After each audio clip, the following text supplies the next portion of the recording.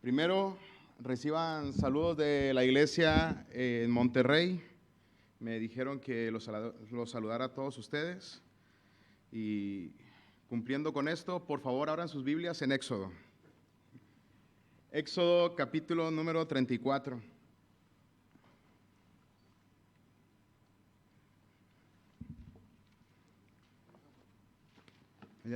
Ya fue el hermano. Gracias. Éxodo capítulo número 34, por favor.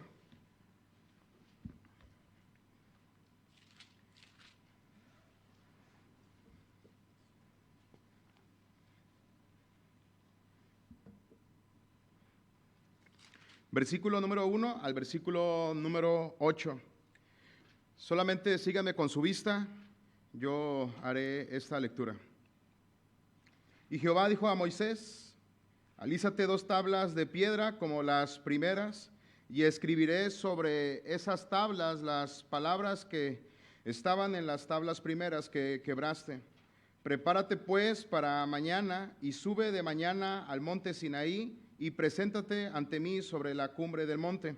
Y no suba hombre contigo, ni parezca alguno en todo el monte, ni ovejas ni bueyes pascan delante del monte. Y Moisés alisó 2 tablas de piedra como las primeras, y se levantó de mañana y subió al monte Sinaí, como le mandó Jehová, y llevó en su mano las 2 tablas de piedra. Y Jehová descendió en la nube, y estuvo allí con él, proclamando el nombre de Jehová. Y pasando Jehová por delante de él, proclamó: Jehová, Jehová, fuerte, misericordioso y piadoso, tardo para la ira y grande en misericordia y verdad, que guarda misericordia a millares, que perdona la iniquidad, la rebelión y el pecado, y que de ningún modo tendrá por inocente al malvado, que visita la iniquidad de los padres sobre los hijos y sobre los hijos de los hijos hasta la 3ª y 4ª generación. Entonces Moisés, apresurándose, bajó la cabeza hacia el suelo y adoró. Dios es invisible. El ser humano, por naturaleza, demanda la visibilidad de Dios. Pero Dios ha permitido ser visto a través de su gloria. Así que el hombre natural solo la puede ver a través de la naturaleza. Pero el Hijo de Dios tiene además la bendición de contemplarla a través de su palabra. En cierta ocasión le preguntaron al ateo Bertrand Russell qué le diría a Dios si se encontrara con él en la próxima vida. Russell respondió, y cito: Dios, ¿por qué te escondiste tanto? Fin de la cita. Creo que esta respuesta revela la condición natural del ser humano, porque por naturaleza el ser humano demanda la visibilidad de Dios. Quiero verlo. Tú dices que Dios existe. Bueno, quiero verlo. ¿Dónde está? Dame pruebas. De hecho, la visibilidad de Dios es uno de los argumentos más famosos que presentó Russell, conocido como la tetera de Russell. Probablemente ustedes lo han escuchado. En el año de 1952, y que hasta la fecha ha sido citado por algunos ateos. En este artículo de 1952 se trata la tetera de Russell, en un artículo que se tituló ¿Existe Dios? Y prácticamente todo giraba en torno a la evidencia, es decir, muéstrame que en verdad existe Dios. De hecho, cuando se habla de la tetera de Russell, lo presenta de la siguiente manera: oye, existe una tetera muy pequeña en el centro del universo, y la otra persona, demuéstramelo. Y en un tanto de burla, dice esta persona: ahora imagínate que existe un libro que habla de esa tetera. Ahora imagínate que por muchos años se ha hablado de esa tetera. como que haciendo una comparación con la existencia de Dios, es decir, dame evidencia. Pero nuestro Dios es invisible. 1 Timoteo 1:17 dice, por tanto, al Rey de los siglos, inmortal, invisible, al único y sabio Dios sea honor y gloria por los siglos de los siglos. Amén. Invisible. Pero no solo los incrédulos tienen conflictos con la visibilidad de Dios, sino también los creyentes. Quiero explicar en qué sentido.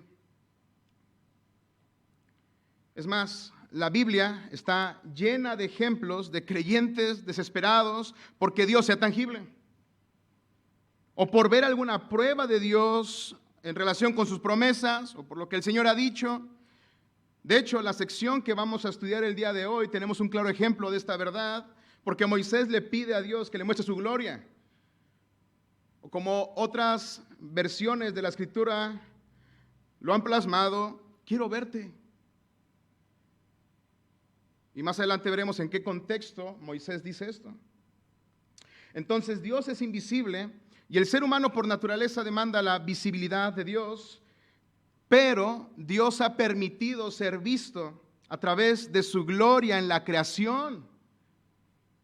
Como lo dice Salmos 19:1, los cielos cuentan la gloria de Dios y el firmamento anuncia la obra de sus manos. Esto significa que al contemplar con sus ojos, el ser humano puede tener información acerca de quién es Dios, acerca de su omnipotencia, acerca de su existencia, acerca de su sabiduría, al contemplar la naturaleza, al contemplar la creación.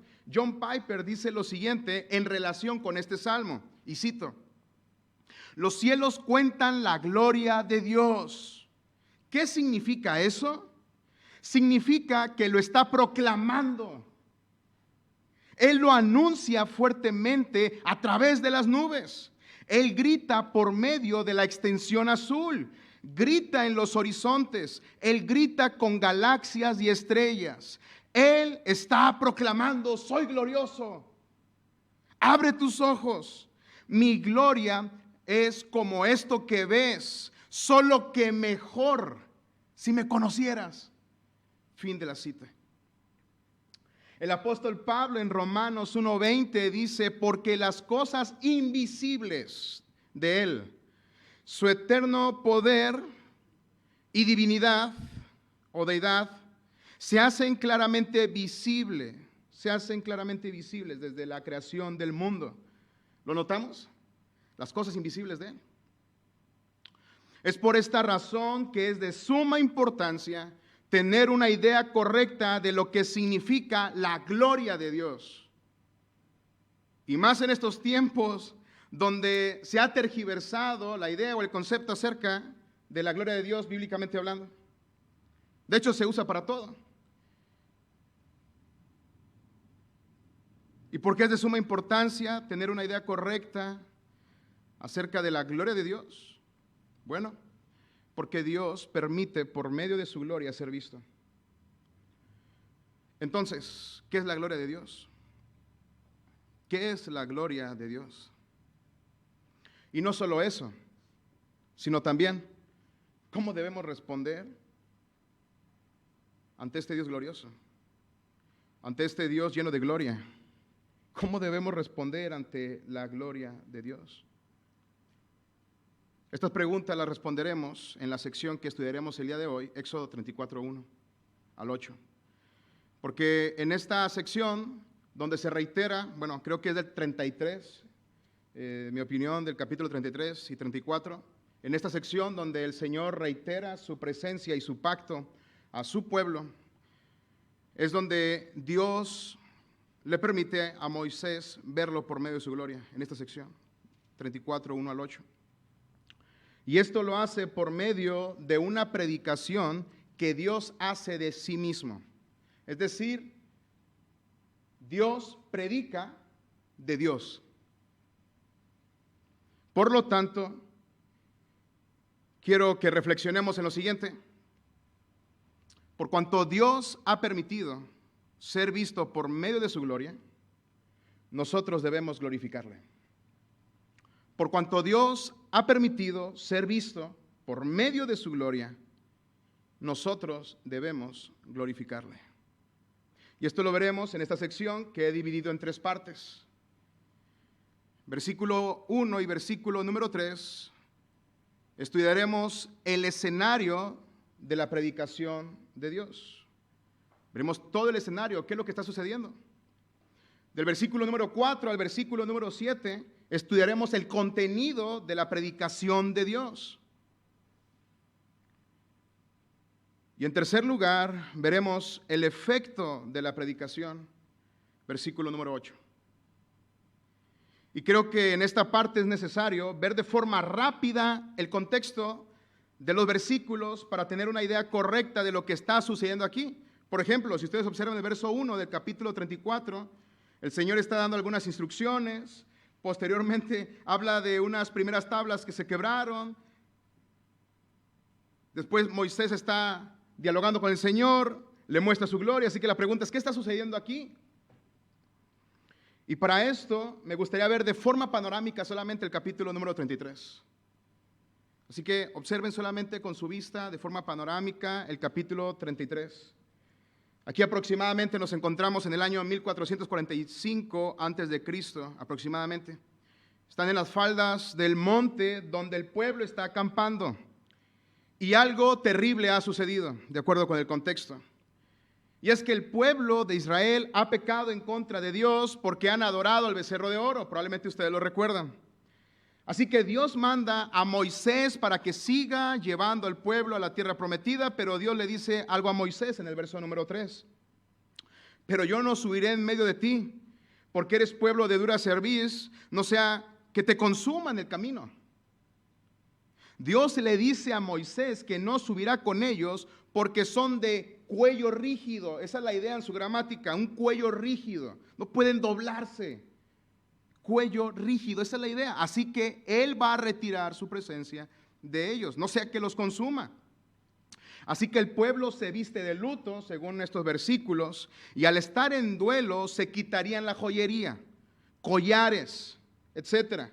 Ya que arreglarse, de acuerdo a su contexto, hablaba de gozo, pero ellos al hacer todo esto manifestaban con su actitud y su vestimenta su dolor. ¿Y cómo no? Si el contexto nos habla de las grandes obras que el Señor había manifestado y cómo los había librado de Egipto y cómo los había sacado con brazo poderoso, y la primera respuesta del pueblo es pecar.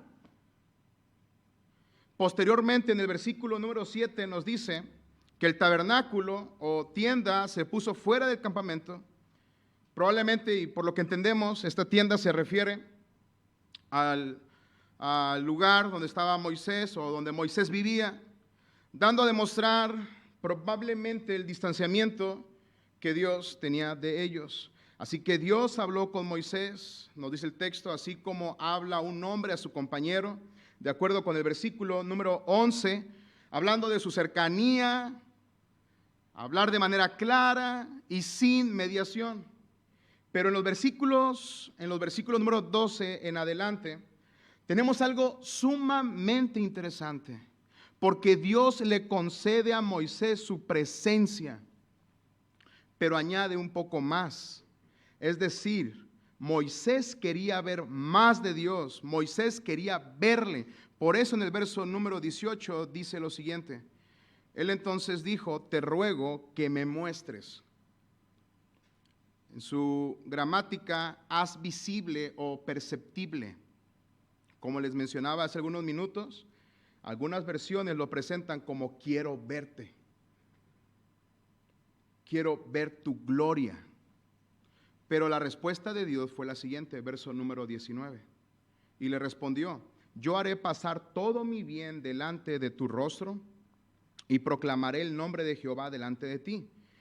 Y tendré misericordia del que tendré misericordia y seré clemente para con el que seré clemente. Dijo más, no podrás ver mi rostro, porque no me verá hombre y vivirá. Notemos que Moisés quería ver su gloria a plenitud, pero la respuesta de Dios es, no puedes ver mi gloria a plenitud. No puedes verme. Porque Moisés vivía en este cuerpo caído, en ese cuerpo mortal. De hecho, cuando se menciona, bueno, les mencionaba también 1 Timoteo 6:16, al único que tiene inmortalidad, que habita en luz inaccesible, a quien ninguno de los hombres ha visto, ni puede ver, al cual sea la honra y el imperio sempiterno. Amén. Él vive totalmente apartado del pecado. Él es santo. Sin embargo, Dios le dice que le hará pasar todo su bien y proclamará su nombre. En otras palabras, en tu condición no puedes ver mi rostro, pero te dejaré que me veas por medio de la proclamación de mi nombre. Si ustedes observan esta palabra, y pueden notarla en el texto, la palabra proclamaré tiene el sentido de gritar o clamar. Por ejemplo, esta palabra es la misma que se usa cuando algunos profetas proclamaban al pueblo el mensaje del Señor. Es decir, proclamaré, proclamaré, yo proclamo. Se usan los profetas para hablar acerca de la transmisión del mensaje de Dios a su pueblo.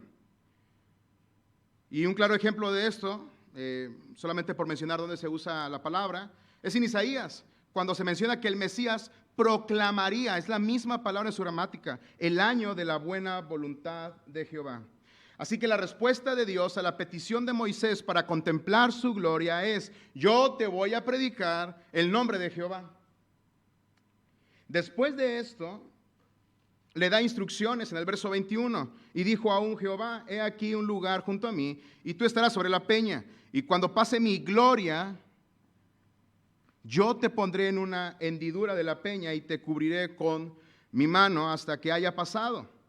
Después apartaré mi mano y verás mis espaldas, mas no se verá mi rostro. Ahora observen el versículo número 1, después de ver estos aspectos en el capítulo número 33. Y Jehová dijo a Moisés: alízate 2 tablas de piedra como las primeras. Esto significa corta para ti 2 tablas de piedra como las primeras.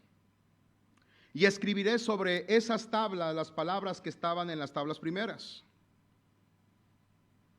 que quebraste. Verso 2, prepárate pues para mañana y sube de mañana al monte de Sinaí y preséntate ante mí sobre la cumbre del monte. Y no suba hombre contigo, ni parezca alguno en todo el monte, ni ovejas ni bueyes pascan delante del monte. Y Moisés cortó, alisó 2 tablas de piedra como las primeras, y se levantó de mañana y subió al monte Sinaí, como le mandó Jehová. Y llevó en su mano las 2 tablas de piedra. Verso 5, y Jehová descendió en la nube. Aquí vemos a Dios. Dios se manifestó a Moisés por medio de esta nube visible y estuvo allí con él, proclamando el nombre de Jehová, predicando el nombre de Jehová. En este momento vemos al Dios glorioso predicando del Dios glorioso. Y observen, por favor, lo que proclama, lo que da a conocer, lo que le comunica a Moisés. Y por favor no pierdan de vista el contexto. El pueblo ha pecado. El pueblo está prácticamente presentándose como si estuviera de luto. Hay una gran incertidumbre. Imaginen, por favor, cómo está pasando este tiempo Moisés. ¿Cómo se siente Moisés? Recuerden todo lo que está sucediendo en esta parte. Y miren lo que proclama: Jehová, Jehová. Si recordamos, este nombre fue con el que se presentó a Moisés en Éxodo capítulo número 3. Al hablar de Jehová se hace referencia a su presencia y carácter. Jehová nos dice, ese nombre, Jehová nos dice que Él es autoexistente, sin principio ni final. Yo soy. Dios siempre ha existido. De hecho, noten la repetición. Y esta repetición en este contexto tiene que ver con hacer énfasis. Así que Jehová, Jehová, yo soy, el que siempre ha existido. Y no solamente siempre ha existido, sino que existo por mí mismo. Y miren lo que dice: Jehová, Jehová. Y después, fuerte, misericordioso. Esta palabra nos habla de compasión. Así que nuestro Dios, que existe por sí mismo, que es eterno, es compasivo y piadoso. Compasivo y piadoso es la idea. De hecho, en Deuteronomio capítulo 4, versículo número 31, nos dice que Dios no se olvidaría de su pacto con Israel porque Él es misericordioso. Así que, si vemos a Dios en esta sección perdonando a su pueblo, reiterando su presencia, reiterando su pacto, no es por ellos mismos, sino por su carácter. No es por el mérito de las personas que estaban allí, sino por su propio carácter. Y qué gran recordatorio para nuestras vidas. En este tiempo, donde se tiene un concepto totalmente errado de nuestro Dios. A veces pensamos que es por lo que hemos hecho, por la trayectoria. A veces pensamos que es por los años o por el lugar donde estamos, por el entorno. Y algunas personas incluso han llegado a un tipo de romanticismo teológico, la acabo de inventar, porque soy el consentido de Dios. Pero esto lo hace por su propio carácter. Dios actúa de esta manera porque así es su persona. Así que nuestro Dios es compasivo, es piadoso, fuerte, misericordioso, aquí se traduce así. Piadoso, también nos dice el texto. Nuestro Dios también se presenta como piadoso, o en su gramática, de gracia. Él es el Dios de gracia. Esta palabra tiene el sentido de estar dispuesto a conceder favores. Y esto es impresionante porque si ustedes recuerdan el contexto, el pueblo no merece absolutamente nada. Ellos debieron haber sido aniquilados en el momento que pecaron en contra del Señor, pero nuestro Dios es un Dios de gracia. Dios los había colmado de bendiciones, Dios había colmado de bienes a Israel, y en este momento, o en el contexto, en el momento de salir, pecan en contra de Él. Y en lugar de acabar con ellos, se presenta a sí mismo como un Dios de gracia a personas que no lo merecen. Después nos dice el texto, tardo para la ira. Esta palabra en su gramática es bien interesante, muy, muy interesante, porque conlleva la idea de extender o de abrir las fosas nasales. Y creo que ya tenemos la imagen, ¿no? Tiene el sentido como de estarse conteniendo, está abriendo estas fosas nasales. Esta es una imagen de alguien que se contiene. Así que Dios es paciente, pero muy paciente. Y qué mayor ejemplo en este contexto donde el pueblo de Israel ha pecado en contra de Él. Jehová, Jehová, fuerte, misericordioso, piadoso, tardo para la ira. Y después nos dice, grande en misericordia. La palabra misericordia aquí es Hesed, que significa amor leal. Qué grandioso nuestro Dios. Amor leal.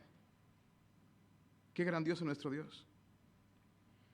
Porque Él es leal en su relación de pacto con aquellos que ha pactado. De hecho, esta palabra se repite, creo que ustedes lo recuerdan, cuando están aquellos espías, están platicando con Rahab y hacen un tipo de pacto o de trato y se utiliza la misma palabra, Hesed, Hesed, es la palabra, amor leal. En esta cena se menciona nuevamente esta palabra. Después nos dice, grande en verdad, abundante en misericordia, pero también abundante en verdad. Por lo tanto, todo lo que Dios dice es lo correcto y confiable. Y esto es increíble aquí, porque Dios está proclamando su nombre. Dios está predicando de sí mismo. Esto quiere decir que todo lo que Dios está diciendo de Dios mismo es correcto y es confiable. observen ustedes que el que está dictando quién es Dios, qué es Dios, su carácter, su persona, es Dios mismo. Y no solamente lo dice Él, sino que todo lo que está diciendo es digno de confianza, es correcto, es veraz. No se puede poner en tela de duda. Y después nos dice que guarda misericordia. Es decir, guarda su amor leal a millares, que perdona la iniquidad, la rebelión y el pecado. Para mí es impresionante esta parte, porque cuando se habla del pecado en el Antiguo Testamento, tenemos varias palabras que nos hablan de pecado. Y en este texto tenemos también varias de las que menciona el Antiguo Testamento. Por ejemplo, observen la palabra iniquidad. Esta palabra describe todo el mal de la naturaleza humana. Lo describe. De hecho, significa torcido. Algo que está torcido. Y se usa, por ejemplo, con David para hablar del pecado que cometió con Betsabé, manifestando así el mal innato de su ser. Pero también en el texto aparece rebelión. Esta palabra rebelión aquí se habla del pecado como un acto de rebelión en contra de la autoridad. Y en último lugar tenemos pecado, que esta palabra es muy común, de hecho en la semana la mencionaron, que significa errar el tiro. Dios es la meta, la obediencia, Él es el blanco, pero el ser humano erra ese tiro. Nuevamente, recordemos el contexto. Ellos cometieron todos estos actos contra Dios, pero Él guarda su amor leal a millares. Él es compasivo, Él es perdonador, Él es misericordioso. Dios perdona todo tipo de pecado, pero esto no significa que no odie el pecado ni que juzgue el pecado, porque Él también lo hace. Y eso es lo que nos dice esta parte, que de ningún modo tendrá por inocente al malvado. Él es justo, que visita la iniquidad de los padres sobre los hijos y sobre los hijos de los hijos hasta la tercera y cuarta generación. Ahora, esto no significa, como algunos lo han interpretado, como maldiciones generacionales. Es que mi papá o es que mi abuelito y por eso soy así. Esa no es la idea. La idea es que Dios juzga de manera imparcial e individual a cada persona. Así que aquí está este Dios lleno de gracia, este Dios compasivo, este Dios perdonador, Jehová, Jehová. Pero no solamente se presenta de esta forma, sino también como un Dios que juzga el pecado, que no tendrá por inocente al culpable. Entonces podemos observar que el contenido de la predicación de Dios es su gloria. Moisés pide ver a Dios, pero Dios responde con una predicación acerca de su carácter, porque la gloria de Dios, todo su bien, su nombre, es todo lo que Dios es. Por lo tanto, la gloria de Dios es la plenitud de sus perfecciones, es todo lo que nuestro Dios es. La Biblia también nos dice que Dios es todopoderoso. La Biblia nos enseña que Dios es omnisciente, Él conoce perfectamente todo. Dios es espíritu, Dios es eterno, Dios es inmutable, Dios es santo, Él es justo, Él es amor, Él es omnipresente, esta es su gloria. O como algunos teólogos lo han dicho, esta es la excelencia y belleza de Dios, es todo lo que Dios es. Y nuevamente, no olvidemos el contexto, porque el pueblo de Israel ha cometido un grave pecado. Ellos habían cambiado la gloria de Dios. Ellos habían llegado al pecado de la idolatría. Y si ustedes observan Éxodo 32, nos dice cuando el pueblo vio, y más adelante, que Moisés tardaba en bajar del monte, la gente se congregó alrededor de Aarón y le dijeron: levántate, haznos un Dios que vaya delante de nosotros. Ellos querían ver algo tangible. Ellos querían caminar y ver quién los guiaba para poder sentirse tranquilos, seguros. Así que el pueblo de Israel ha pecado en este momento gravemente contra Dios. Y Moisés aquí está, dialogando con Dios. Y Dios le responde diciéndole quién es Él.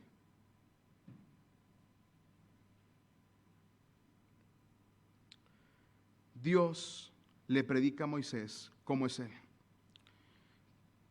Y esto serviría como fundamento para el conocimiento de los israelitas sobre Dios.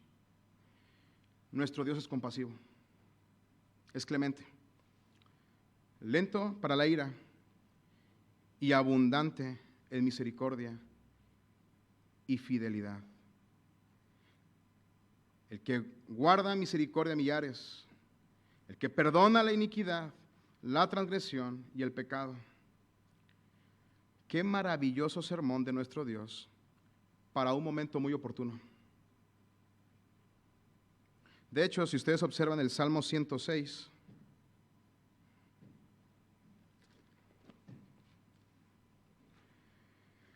verso 7, dice lo siguiente: nuestros padres en Egipto no entendieron tus maravillas, no se acordaron de la muchedumbre de tus misericordias, sino que se rebelaron junto al mar, el mar rojo. Pero Él los salvó por amor de su nombre.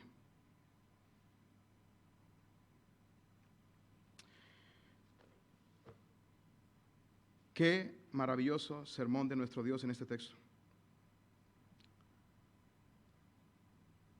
Ahora, en lo particular me imagino a Moisés escuchando todo esto y trayendo a la mente el pecado del pueblo y con mucho deseo de estar con el pueblo para decirles: miren cómo es Dios, miren todo lo que hemos hecho, miren cómo hemos pecado en contra de este Dios, pero miren cómo es nuestro Dios. Y si ustedes observan el capítulo 34 de Éxodo, versículo 29 al 32, nos dice que Moisés le mandó a Israel que hicieran todo lo que el Señor había hablado con él en el monte Sinaí. Así que Moisés le había comunicado al pueblo todo lo que había sucedido. Mis amados hermanos, mis amados pastores, ¿cuántas veces no hemos predicado un Dios sin gracia? ¿Cuántas veces no nos hemos subido a un púlpito sin compasión, sin misericordia? ¿Cuántas veces no nos hemos subido al púlpito con enojo, con frustración, con molestia con el pueblo de Dios?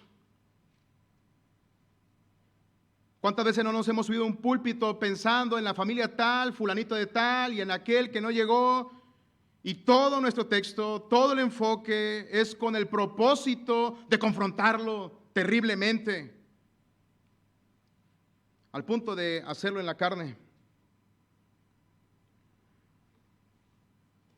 Y en lugar de que nuestros congregantes salgan deseosos por buscar a Dios en arrepentimiento, salen con la imagen de un Dios que está sumamente alejado. ¿Cuántas veces no hemos predicado como si el Dios que profesamos no perdonara pecados y estamos enojados? Como si Él no tuviera gracia. Pero en esta predicación de Dios vemos un interés genuino para que el pueblo le conozca y se arrepienta de su maldad. Podemos observar en estos versículos la gloria de Dios, lo que Dios es, pero también se espera del pueblo que reaccione, que actúe de una forma correcta delante de este Dios. El pueblo ha pecado, pero Dios le dice: yo perdono. El pueblo ha pecado y se ha rebelado, pero Dios en este sermón, en esta predicación de sí mismo: yo soy perdonador, yo perdono el pecado, la iniquidad, yo perdono la rebelión. Y después de escuchar todo esto, observen cómo responde Moisés, versículo número 8. Moisés se apresuró a inclinarse a tierra y adoró. Y dijo, versículo número 9: si ahora, Señor, he hallado gracia ante tus ojos, vaya ahora el Señor en medio de nosotros, aunque el pueblo sea terco. Perdona nuestra iniquidad y nuestro pecado, y tómanos por posesión tuya. Moisés muestra que no era digno. Él muestra sumisión, se siente humillado y se postra y adora. Noten por favor cómo la adoración tiene que ver con responder correctamente a la gloria de Dios. Responder correctamente a la gloria de Dios. Es más, la petición que hace Moisés en este versículo, tanto el 8 como el 9, observen ustedes que la hace de acuerdo con lo que acaba de escuchar de Dios. Pero el hombre natural no puede ni quiere responder de manera correcta a la información que tiene de la gloria de Dios. Porque con la entrada del pecado el hombre se convirtió o prácticamente estableció una lejanía en relación con Dios. Ellos deberían glorificarle, ellos deberían obedecerle, pero el ser humano decidió pecar en contra de su Creador. Y aunque en nuestros días la creación constantemente anuncia las perfecciones de Dios, en lugar de buscarle y postrarse ante este Dios, el único Dios vivo y verdadero, lleno de gloria, este Dios glorioso, ellos han determinado ir en contra de esa verdad, como lo dice Romanos 1, 20 al 23, porque desde la creación del mundo sus atributos invisibles, su eterno poder y divinidad se han visto con toda claridad, siendo entendidos por medio de lo creado, de manera que ellos no tienen excusa. Pues aunque conocían a Dios, no lo honraron como a Dios ni le dieron gracias, sino que se hicieron vanos en sus razonamientos y su necio corazón fue entenebrecido. Profesando ser sabios, se volvieron necios y cambiaron la gloria del Dios incorruptible por una imagen en forma de hombre corruptible, de aves, de cuadrúpedos y de reptiles. Esta es la condición, de acuerdo con Pablo, de todo ser humano. Además nos dice primera carta a los Corintios, capítulo 2, verso 14, que el hombre natural no acepta las cosas del Espíritu de Dios porque para él son necedad y no las puede entender porque son cosas que se disciernen espiritualmente. Y él es un hombre natural. Pero gracias a Dios que aquí no termina todo. Porque Dios en su soberanía preparó un plan de salvación que habría de revertir los efectos del pecado y de esta manera desplegar su gloria mucho más grande que en su creación. Mucho más grande que en aquella nube, mucho más grande que aquel fuego, porque Dios se hizo hombre. Dios se hizo hombre en la persona de Jesucristo, manifestando así la gloria de Dios como nunca antes. Hebreos capítulo número 1, versículo 3 nos dice, Él es, hablando de Jesucristo, el resplandor de su gloria y la expresión exacta de su naturaleza, y sostiene todas las cosas por la palabra de su poder. Además, Juan nos dice, Juan 1:14, el verbo se hizo carne y habitó entre nosotros y vimos su gloria, como del unigénito del Padre, lleno de gracia y de verdad. Y el verso 18 nos dice, nadie ha visto jamás a Dios. ¿Lo recuerdas? Éxodo. Nadie ha visto jamás a Dios. Pero no termina allí. De hecho, lo menciono yo como la continuación de Éxodo 33, 18. Porque el unigénito Hijo de Dios, porque el Hijo de Dios que está en el seno del Padre, Él lo ha dado a conocer. Él lo ha dado a conocer.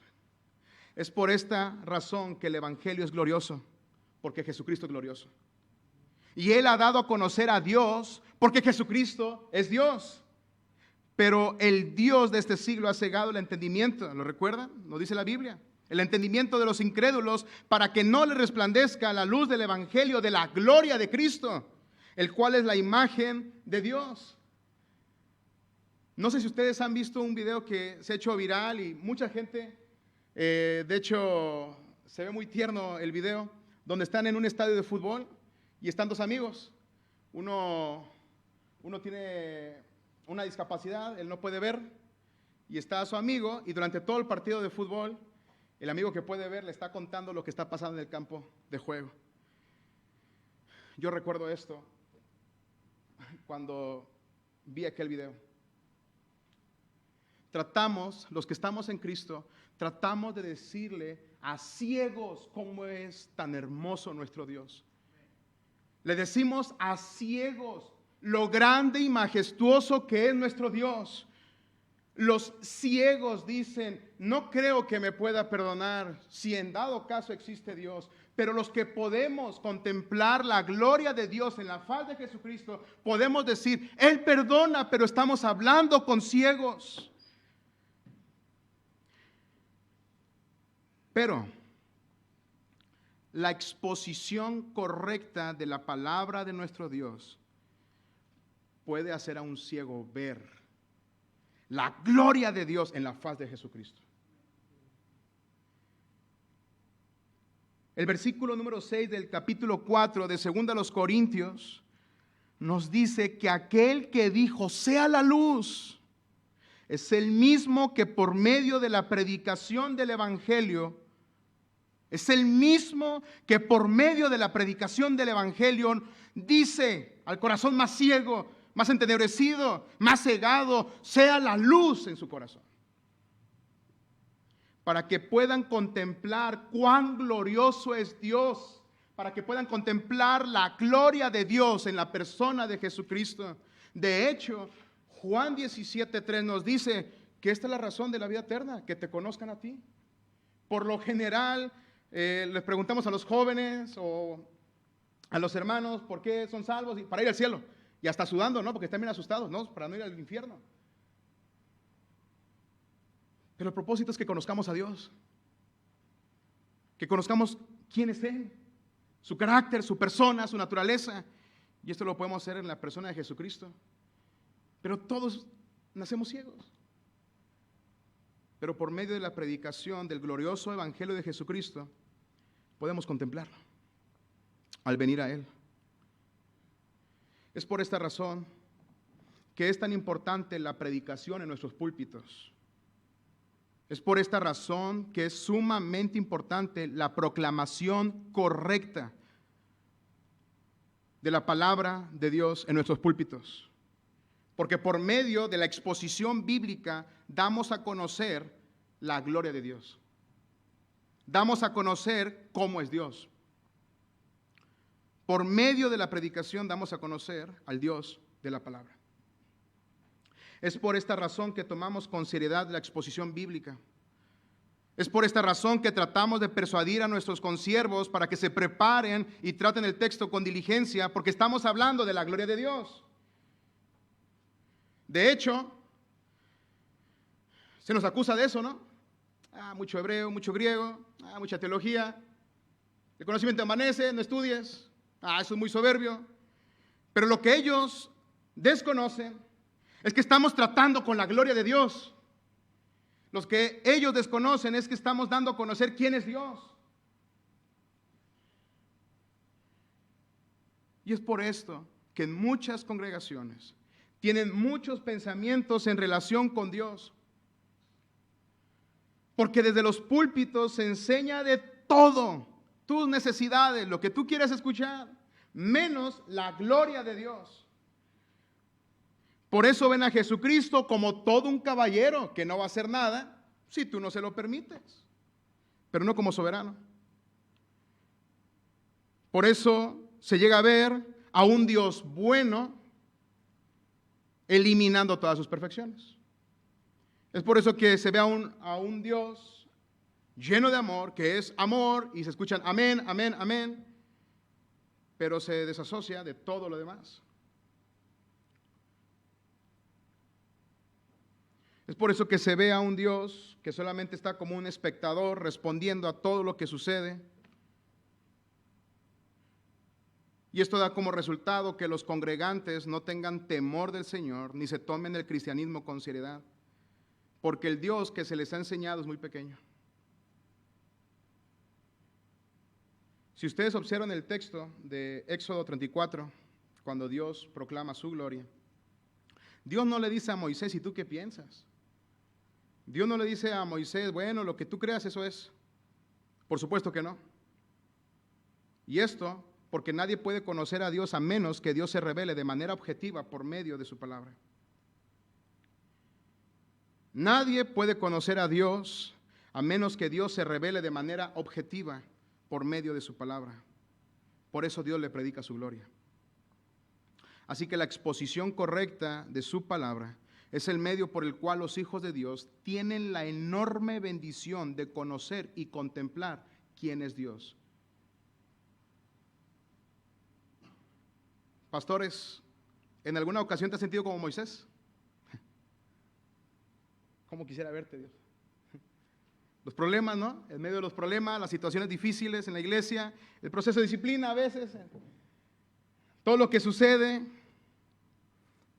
¿No te has sentido en alguna ocasión como Moisés? ¿Cómo quisiera verte? A veces en plática con otros pastores bromeamos en serio con esta parte. Quisiéramos que estuviera ahí, tangible. ¿Qué debo hacer? Mira, se hace así, así, de esta manera.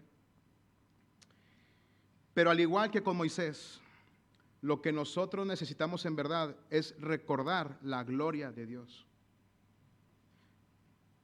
La mayor necesidad en este momento con Moisés es conocer quién es Dios. Así que, pastores, la mayor necesidad en la iglesia es que la congregación conozca la gloria de Dios.